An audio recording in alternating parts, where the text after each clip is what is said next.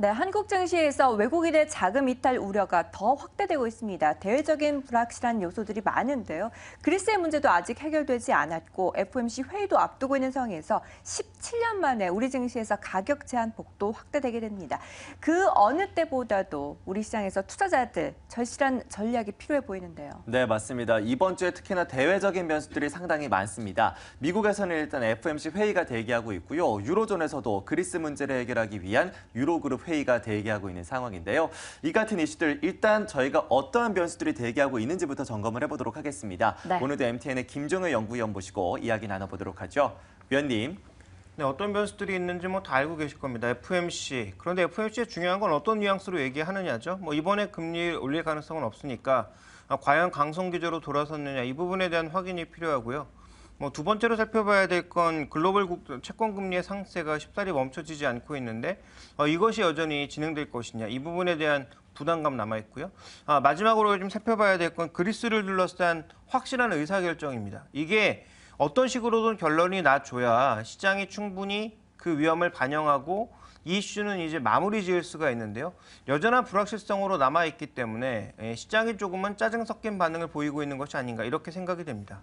네, FOMC 문제 그리고 채권 금리가 상승하고 있다는 것, 그리스 문제까지 아직 해결되지 않은 상황인데요. 자, 일단 FOMC부터 찬찬하게 살펴보도록 하죠. 금리가 미국에서 인상되는 건 당연합니다. 그런데 금리 인상 시기가 언제냐는 게 문제인데요. 언제쯤으로 예측이 나올 것으로 전망이 되나요? 그 FOMC에 대한 인상 시기에 대해서는 미국 내 전문가들은 이제 어느 정도 합의에 이른 것 같습니다. 물론 일부 전문가들이 내년으로 미뤄라, 국제기구에서 또 내년으로 미뤄야 된다라는 얘기들을 하고 있습니다만 미국이 그들의 얘기를 들을 가능성은 제 기준에서 보면 제로에 가깝다라고 보고 있습니다. 준비된 그림으로 보시면 미국 내 전문가의 거의 80% 정도가 9월로 거의 확신하고 있는 분위기고요. 그다음 우리가 좀 살펴봐야 될 건 그렇게 된다면 이런 매파 분위기가 만약에 나오게 된다면 앞으로 시장이 어떻게 전개될 것이냐. 2013년도에 첫 번째 탄트룸의 경우를 살펴봤을 때 드러나는 특징은 전반적으로 지금 선진 시장은 괜찮았는데 이머징 시장의 안 좋은 모습을 보였고요. 그리고 미국 국채 수익률도 비교적 오르는 모습을 보였고 그다음에 EMBI 스프레드 같은 이머징 국가의 위험 지수들은 크게 올라가는 모습을 보였기 때문에 주로 이머징 시장의 변동성이 확대되었다라는 점에 포커스를 맞출 필요가 있습니다. 그다음 살펴보실 것은 연준이 금리를 올리더라도 천천히 올리는 거 아니냐 이런 얘기를 계속하고 있는데 굉장히 답답한 얘기죠. 그것은 그 이후의 경제 지표에 달려 있습니다. 누구도 속단할 수 없다라는 거죠. 지금의 분위기대로라면 옐런도 얘기했다시피 빠르게 올릴 가능성은 없지만 만약에 9월에 금리를 첫 번째 인상했는데 이런 첫 번째 금리 인상 자체가 미국 채권 그 10년물이 됐든 30년물이 되었든 미국 채권의 매도를 불러일으키면서 채권 수익률이 급등하는 양상으로 전개가 되고 실제로 물가도 주택 가격을 중심으로 견조하게 오르는 모습을 계속 보인다면 연준이 과연 금리를 올리지 않고 경기 하나만 믿고 주식시장만을 위해서 금리를 계속 안 올리고 버틸 수 있을까요? 그럴 가능성은 없다라고 보고 있거든요. 지금 5년 동안 최장기간의 비정상적인 금리 정책을 유지했던 것입니다. 그 부분을 고려해 봤을 때 제가 보기엔 아무래도 시장의 변동성은 좀 커질 가능성이 있다라는 점 그리고 향후의 금리 인상의 속도는 경제 지표에 달려 있는 것이지 무조건 긍정적으로 해석하는 것은 위험하다라고 보고 있고요. 자, 마지막으로 우리가 좀 살펴봐야 될 건 전반적인 변동성이 좀 크게 확대될 수 있다라는 것에 대해서 우리가 주목해 봐야 될 것 같습니다.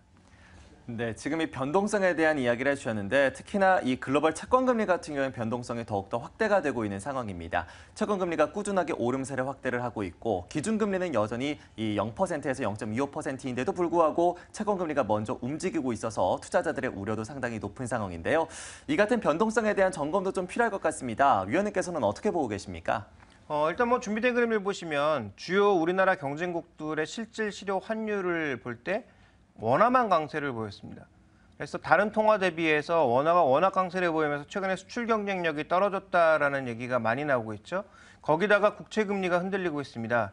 주요 선진국들의 국채 금리가 모두 급등하고 있거든요. 물론 워낙 낮은 수준이었기 때문에 지금 정도 올라와도 레벨 자체만 보면 그렇게 높은 수준이 아닙니다. 그런데 성장률이 회복되지 않은 현재 시기에서 계속 국채금리가 빠른 속도로 올라가고 있기 때문에 이런 속도는 문제가 될 수 있고요. 환율도 마찬가지라는 거죠.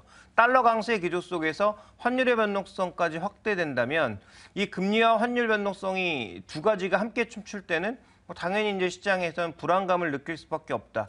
향후 어느 방향으로 튈지 모르니까 그와 관련된 부담감이 결국은 자금을 축소시킬 수밖에 없고 거기다 이제 미국이 금리까지 올리게 된다면 전반적인 유동성의 축소를 가져올 수밖에 없다라는 것이고요. 또 하나 이제 우리 시장 내에서는 국고채 금리의 움직임인데요. 준비된 그림에서 보시는 것처럼 장단기 스프레드가 확대되고 있습니다. 그런데 이게 이제 긍정적인 방향으로 확대돼야 되는데 우리나라 단기 금리를 내리면서 기준 금리를 내리면서 단기 금리는 내려가고 있지만 오히려 장기 금리는 불안감 때문에 확대되고 있는 모습, 이렇게 좀 불안하게 장단기 스프레드가 확대되고 있다는 거죠. 결국 이것은 우리 시장의 일종의 매도 시그널이 될 수도 있는 부분이기 때문에 향후 장단기 스프레드가 이런 방향으로 해서 확대되는지 여부도 살펴봐야 됩니다. 그래서 최근에 이제 외국인들이 채권 사고 있으니까 안심해도 된다라는 뭐 얘기도 나오고 있습니다만 실제로 어떤 채권을 사는지를 주목해 보셔야 될 것 같고요. 이런 장단기 스프레드의 확대, 즉 단기 금리는 내려가고 장기 금리는 올라가는 형태의 이 장단기 스프레드의 확대는 뭐 그렇게 좋은 신호는 아니다라는 점도 더불어 살펴봐야 되겠습니다. 네, 이 금리 인상을 통해서 당분간 유동성 축소는 피해갈 수 없을 것으로 판단을 하고 있습니다. 자, 그렇다면 더 심각한 그리스 문제로 한번 넘어가 보도록 하죠. 국제금융의 협상 없이 종료가 됐습니다. 앞으로 더욱더 난항이 예상되고 있는데요. 우리 시장도 앞서 말씀하셨던 것처럼 상당히 타격이 클 것으로 예상되고 있습니다. 크게 흔들릴 수밖에 없겠죠. 우리 시장이 이머징이기 때문에 문제인 거죠. 준비된 그림을 보시면 지금 그리스 부채를 모두 각국의 정부, 유로존 정부 쪽으로 넘겨놨기 때문에 실제로 만약에 그리스가 그렉시트를 하고 디폴트를 하게 된다면 그 위험은 과거에는 민간 기관이 졌지만, 은행이 졌지만 이제는 정부가 진다라는 거죠. 그러니까 정부 채권을 일부 손실 볼 생각을 하고 아예 날려버리면 됩니다. 근데 대부분 국가에서 지금 비중을 보시면 뭐 부담이 될 만한 국가가 일부 국가 몇 개가 있지만 대부분 전체 GDP에서 2%에서 3% 정도 비중이기 때문에 물론 굉장히 큰 돈이고 아프긴 하지만 그리스를 잘라내는 것이 정답이라면 오히려 잘라내도 되는 거죠. 그래서 그리스 자체가 이렇게 큰 문제는 아니다라고 보여집니다. 그래서 최근에 이제 그리스의 디폴트 위험이라든지 유로존 퇴출 확률이 급격하게 증가하고 있는데요. 이런 부담감을 놓고 봤을 때 빨리 결론이 나오는 것이 좋고요. 실제로 결론이 나오게 되면 아마도 장기적으로 보면 뭐 브렉시트를 포함한 여러 가지 불안감들이 존재하겠지만 시장에서는 어떻게 인식을 할 것이냐라는 건데요.